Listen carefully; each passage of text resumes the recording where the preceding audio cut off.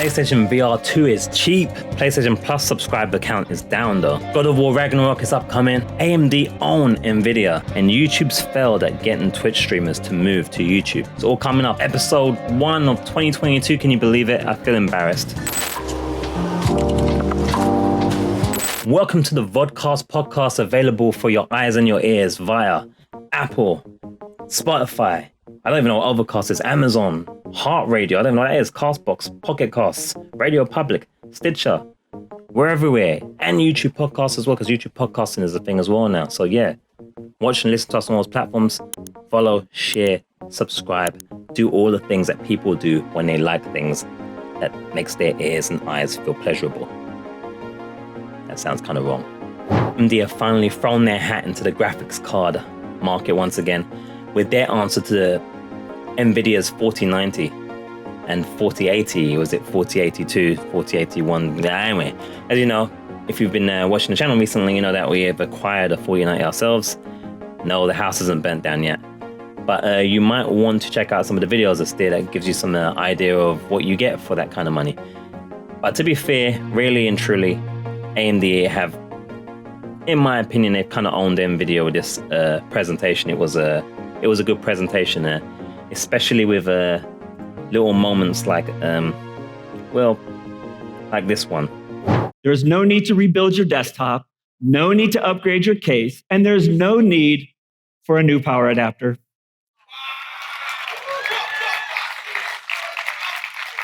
Yep. We made it as easy as pulling out your old card and putting in a new one. Yeah, that kind of hurt. That kind of hurt AMD. Wow.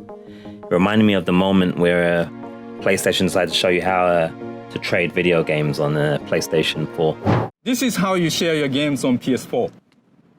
Thanks. PlayStation. It was that kind of mic drop moment. It was it was pretty rough. So yeah, you know, give it to AMD. As long as the benchmarks work out correct, I think this is probably the one you should probably go for. Even as a 4090 owner, I feel like this is definitely more cost effective, more cost friendly. Interestingly though, our poll that's on the community tab, if you haven't checked that out, you should go into the poll and put your vote in as well. At the moment, it's got some interesting results as far as the options that are available there between this, Nvidia's offering, and other options. So check that out and throw your hat into the voting and what have you. But yeah, that was a good moment. The pricing is much more competitive, with the average of the 4090 being roughly $2,000. This one, the highest end one, the XTR, is literally $1,000.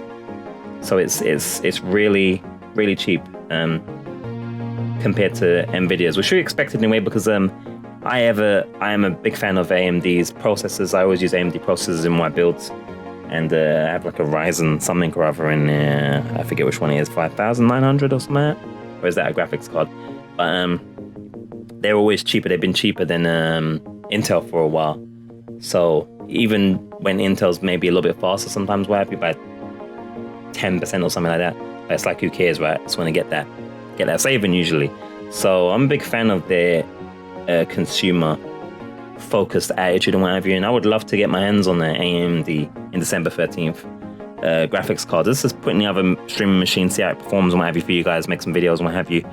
And it's way more affordable. So I don't know, maybe, you know, if I can sell enough merch, maybe sell some Amazon Don Thornbury links maybe, or people can buy some hats or something. Maybe I could get that for you and see what it's saying. But you know what? Well done, AMD. Well done. That burns, if you'll excuse the pun. Burns. Adapters 4090. Oh, worry. There will be no spoilers because I haven't finished it yet myself. But God of War Ragnarok. God of War, boy. Ragnarok is coming out in what? It is now. This is recording the 5th. And I believe it releases the 9th. There's Sunday. Yeah, a few days anyway. And I want to know what you guys are thinking. What you guys are thinking about. Are you excited? Have you played any God of War games? Do you care? Which version are you going for? Do you still require a PlayStation 5, and will you be getting a bundled PlayStation 5 with God of War Ragnarok combined into one, which will almost definitely be a voucher code, because even the collector's edition doesn't even have a disc. What do you guys think about the collector's editions of games not having an actual physical disc with it? I feel like they should have a disc and a voucher, you know, that can be like maybe entwined with the disc or something, but I feel like you should have at least both and not, I just feel like a physical edition just needs a disc. It needs a disc. I don't understand you just getting a voucher and that's it, especially when the actual editions we're talking about in this case, looking here at my browser as I do, because I can't seem to capture the browser for some reason, so I'll just probably superimpose it if I can bother. But again, this is a podcast as well as a vodcast, so you should be listening more than watching, but maybe you're watching both, I don't know. But the collector's edition is £180 UK money. It's about, what, $210? And it includes a massive replica hammer, a massive box that you'll have to find space to pull it in. It's the Keeper's Shrine box thing. You get like a steel case that's useless because there's no disc. You also get some cool carvings and some cool dice. Now the dice is different in the Yotna version, which is £230, which is about $260, $270, I'd say. And hold up. Interruptions. Okay, what was I saying? So this version of the God of War Collector's Edition has also the hammer, same design, but you also get like a map, and you get like, what is that, some pins to put on your clothes so you can look really cool. You get a vinyl album as well, because everyone's got vinyl players, obviously. How many of you guys even know what a vinyl album is? You guys are too young for that. Get out of here. And yeah, it's a lot of money. It's a lot of money, and you get all of the deluxe edition stuff. Me personally, I went with the digital deluxe edition, as I did with the previous God of War, because I'm a big fan of God of War, Santa Monica, and all those guys that make all of the God of War games. We went through all of the God of War games, and they're all available uncut on the YouTubes. So if you want to see me going and all that kind of stuff, then you can see that. In fact, speaking of which, I'm actually cooking up some uploads for the rest of the gameplay of the 2018 version that is taking forever to process, because you should never upload 6-hour video on YouTube. Don't ever do it when you're on 30 megabytes upload. Don't do it. It's foolish. It takes forever. It's still not processed HD. I'm trying to create another version that might work better and quicker. And I'm trying to make a whole bunch of shorts to kind of maybe drum up some interest for gameplay stuff, because gameplay stuff is harder. People only want you for your body when it comes to YouTube. Body being reviews and how to do stuff and like how to get more frames per second, and they just want you for your body. They don't want you for your mind. I don't know. Give up. Let me know what you're doing with God of War and what version you're getting.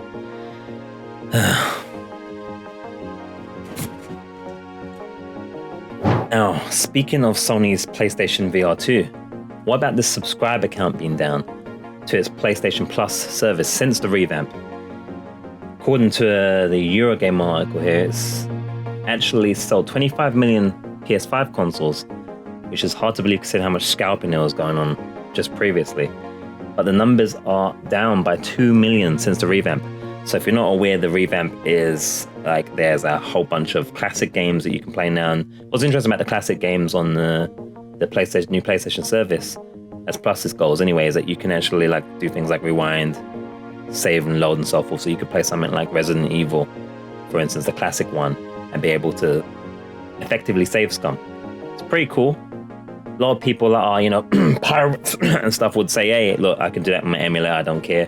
But we don't do that here. We're about official, legal methods of play for maximum sponsorship, monetization, effect, and we like to do the right thing because we're good people. So we don't include emulation. I just noticed something weird on my screen here. Hold up. Okay, it is gone. I think it was in all the other cuts though. So if you see like a weird square at the top, will be your top left, just don't watch that. It was never there. So yeah, I think maybe the numbers are down because COVID is over. I think when the COVID was at its height, all of the games consoles and gaming services were seeing an increase. Because obviously people need things to do indoors, and when you're stuck indoors, there's nothing better than a good video game. But obviously with the COVID now calmed down, everyone's more inclined to be IRL streamers than gaming streamers these days, because it's more outdoor friendly. That could be a reason. What do you guys think the reason is for the subscriber count being down since the revamp? I mean, we've even got PlayStation Stars now, right? These virtual trophy thingamajiggies. Can you actually see those anywhere else other than on the phone app at the moment? That needs some work, it does. But yeah, what's your thoughts on the new revamped PlayStation? Do you think Game Pass is still superior? What things would you like to see added to it? What do you think's missing? And why do you think the numbers are down, at least as of 1st of November, as this article is dated? That's what I think, though. Probably COVID, probably Game Pass. Between those two, probably. Share your thoughts.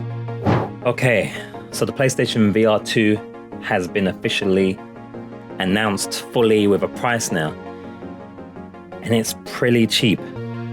Well, no, not really, because it's actually more money than the PlayStation 5 digital edition is. Launching at £530. That's roughly about $600, $590, something like that. First of all, what do you guys think? Is it too expensive?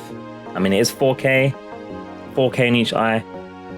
It's getting great reviews as far as the kind of the pre-reviews from everyone that has actually experienced it and used it. I'm definitely trying to get one. Did you also, by any chance, get an email about being able to register your interest or whatever? Actually, I got the email to actually buy one on the 10th of November, I think it was. So let me know if you got that, and let me know if you're actually going to pre-order whatever. In fact, we actually have a community post that asks about that needs some love and attention. So if you could go and check that out, that'd be amazing. Put your vote in, maybe leave a comment. So yeah, are you going to be getting the PlayStation VR 2? Have you got the PlayStation VR 1? What do you think of VR generally? Do you think it's too much money for £530? Was you hoping that it'd be cheaper? I was expecting it to be maybe a little bit less, but then when I kept hearing the specs about 4K on the eyes and how impressive all the people that have tried it have said it's been, I was like, this is going to be expensive. And I had a feeling that it was going to be like 500 or something like that. So 530 wasn't surprising, but I was like, oh man, oh my wallet, please. So I want to get it. I have been privileged with the email to give me exclusive access to spend money at PlayStation Direct for for pre-order, as it releases, I believe, January 23rd, I think it is. And so yeah, that's the PlayStation VR going on. The thing is as well, I believe there's also some bundles that you can get as well. So I mean, if you are going to get it, what bundles will you be going with? Will you be going with the Horizon VR game bundle? Is there any specific games that you're looking forward to as far as the VR 2 goes? I mean, I can say that it's definitely a step up from the version 1 of PlayStation VR. So I can understand why the price is the way it is. But man, yeah, it's a lot of money. It's a lot of money. So yeah, do share your thoughts. Let me know which one you're getting. Let me know if you got that email. Let me know what you think of the price. And yeah, it's PlayStation VR 2, baby. It's a brave new world of headsets and sweating while virtually trying to touch things that aren't there. All right, so let's talk about YouTube versus Twitch for a moment, or rather, YouTube's attempts to bring people from Twitch, streamers from Twitch, to YouTube. I want to say, I think it's been a complete and utter failure as far as people actually going from Twitch to stream to YouTube instead. Now, if you don't know, I mean, how would you not know? If you don't know, you're probably not interested in it. You should be interested, maybe, if you are even remotely interested in gaming and other things to do with content creation and so forth. There's been, at least until Twitch did a certain thing, there's been a whole bunch of people getting a whole bunch of money to go and do the same thing on the platform that does it worse than the other platform they were doing on that does it better. That's basically the short of it. Basically, as they call it in America, getting the bag. Which I want to say right now, if YouTube was offering me a bunch of money to go from streaming on Twitch to YouTube, I'm gonna take the money. I ain't trying to It's anybody that's took money to do that. Everybody I recommend, if you get offered money to go from the Twitch to the YouTubes, irrespective of its state, that is like 7, 6 figures, whatever, take it. Just take it. Unless you're rich already and you don't really need it and you've got other considerations, take it. Don't worry about any judgment or nothing. It's not a sin. Take the money and go. I would as well.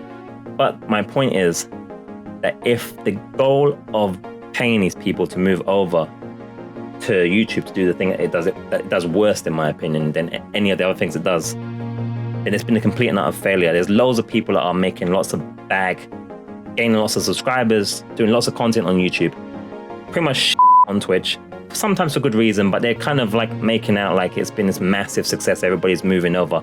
Everybody's not moving over. There's not a single person in my follow list of like, I think about 30 to 50 people on Twitch that I know of that has moved to YouTube. Not a single one of them. They talk about different things that have happened, but none of them have actually moved over. In fact, they're doubling down or tripling down on their Twitch, to be fair. And, you know, Twitch has done some things that has made the platform better for people that are already committed in there, to be fair. You know, shout outs are a little bit better, little touches here and there. Chat is a little bit easier to manage, it's better. The community link in the kind of shared streaming, guest stream thing and all that kind of stuff. They're doing stuff to kind of hit their swagger still and what have you, as far as making the core platform well. And people have been predicting the death of Twitch since the beginning of time, and a lot of people ain't admitted that they've been completely wrong because they've been saying it for a couple of years now and they ain't gone anywhere. Now, you know, I think that most people were on 50% splits anyway. I think that's one of the reasons why nobody has moved, because it doesn't really make a difference for them. You know, and I think with YouTube and Twitch, as far as live streaming exclusively, I don't think people really trust it. I don't even really trust it for just streaming, to be honest with you. I think that it's kind of like, you know, it's kind of like, I think that it's much more sensible to, unless you've got a certain amount of numbers on YouTube and you're doing a certain amount of performance and you're doing certain kinds of things, it seems to be more sensible to just use it to promote other things like your Twitch or what have you. Because if it comes to anything like actual, collaboration or what have you, you know, you feel like the whole IRL travel community is on Twitch. It doesn't feel like there's anything like that on YouTube. YouTube doesn't have the categories that it needs. You know, it needs a retro category. That's my kind of main category. It needs like a more category depth. It needs an actual listing, you know, of what is going on in the world of live. What they have already, people say it has that already integrated. It doesn't really have it already. Come on, guys. It's fiddly. It's not really the same thing. If you go in that live thing, it's really confusing. It's really goofy. It's really weird. It feels like an afterthought. It hasn't been touched in ages. It hasn't developed in ages.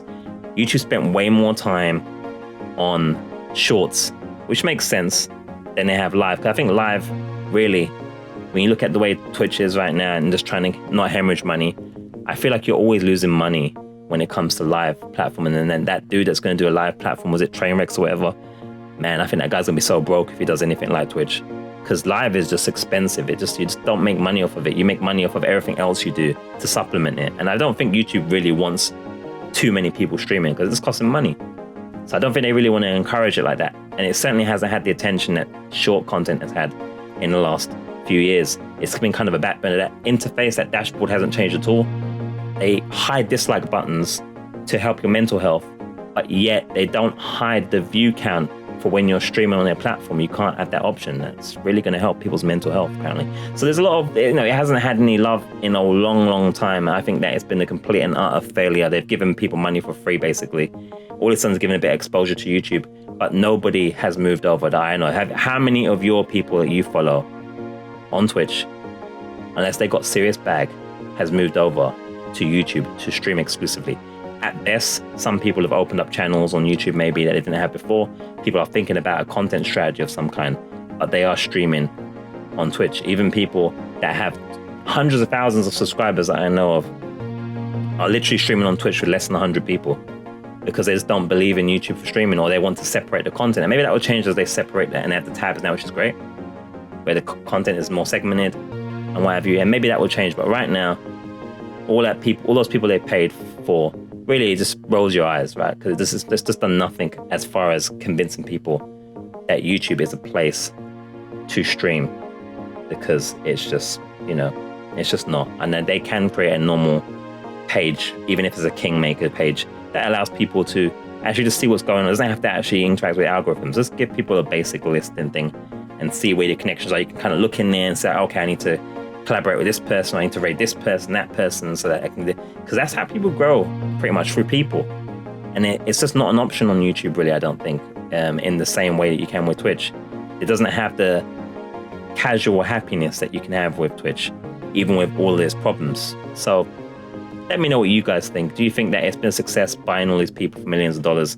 Has it made people move over really to YouTube to stream? Or do you think that streaming on YouTube is still for specific things? If you want to like teach people something, or you got some kind of specific angle that triggers the algorithm, but it's otherwise useless as far as like people connections and kind of raid host. Well, it's not a host anymore, but you know what I mean? Raid and grow. It's not really a raid and grow option with YouTube. And it feels much more stuffy, and that interface is horrible and so forth. And you know, it's just, Anyway, run over time on that. Let me know your thoughts.